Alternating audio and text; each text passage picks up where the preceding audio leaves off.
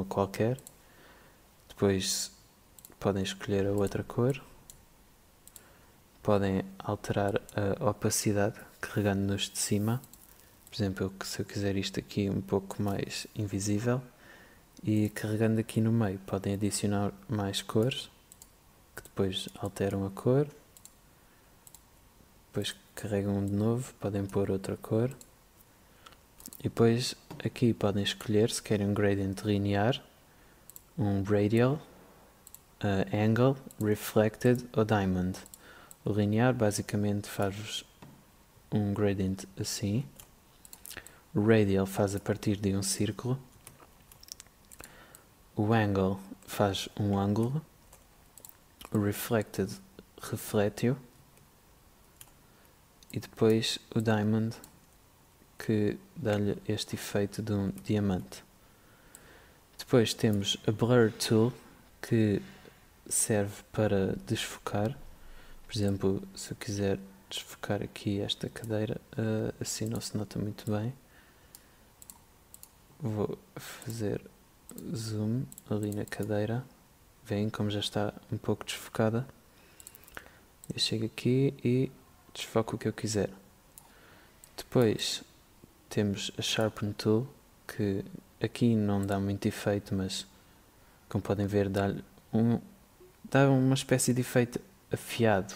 Faz uns brilhos e uma sombra, de modo a parecer que as coisas estejam afiadas, digamos assim. Depois o Smudge, que é para borrar a vossa imagem, dá aquele efeito de pintura feita à mão. Podem até definir assim, como vocês quiserem, direção que quiserem. Depois temos a Dodge Tool, que é esta ferramenta dá luminosidade onde vocês a utilizarem. Por exemplo, aqui, que está um pouco escuro, vamos supor que eu quero dar aqui mais luminosidade. É só carregarem e passarem aqui, e como podem ver está mais claro. Depois temos a Burn Tool, que é o contrário, escurece a imagem. Por exemplo, vou usar aqui e ele escurece-me a imagem. Onde eu carregar ele vai escurecer. E depois temos a Sponge Tool,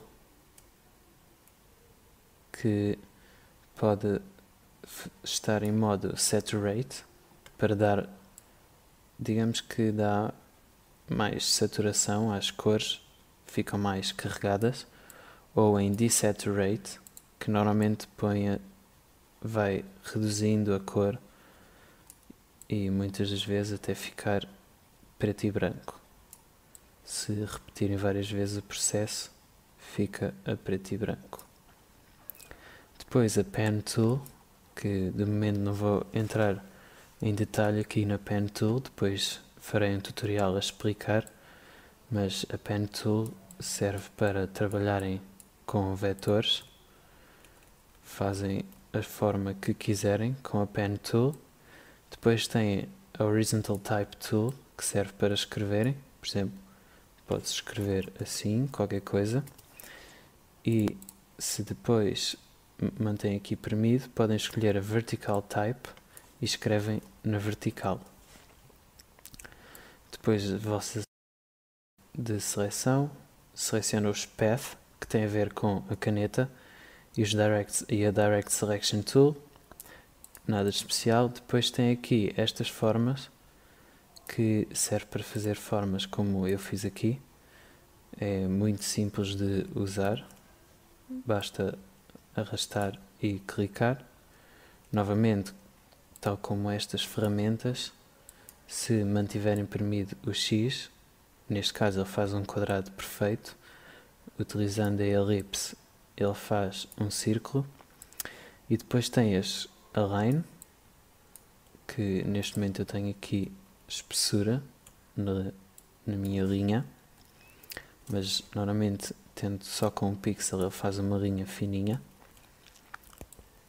E a Custom Shape Tool, isto é bom porque o Photoshop tem estas formas pré-definidas que eu pessoalmente não utilizo muito, mas podem vir a precisar delas.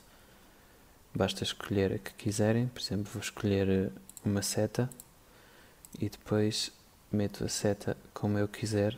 Novamente, premindo Shift, ele faz isto na perfeição. Depois a vossa Hand Tool, que serve para deslocarem. E a Rotate View, que roda a vossa imagem, apesar de não ser a melhor forma de rodar a imagem. E podem escolher o ângulo que querem aqui em cima. E depois o Zoom, que ao clicar faz zoom, mantendo premido o Alt e clicando, retira zoom. Vocês já devem ter reparado que eu, por exemplo, quando faço aqui, vamos supor, faço uma forma, ela desaparece. Isso é porque eu estou muito habituado a usar os atalhos e faço sempre retroceder. O atalho do Photoshop para retroceder é o Ctrl Alt Z. Por exemplo, eu vou fazer aqui uma forma e outra forma. Se eu fizer Ctrl Z, ele apaga-me esta forma. Mas se eu fizer Ctrl Z novamente, esta forma não vai ser apagada. Porque Ctrl Z só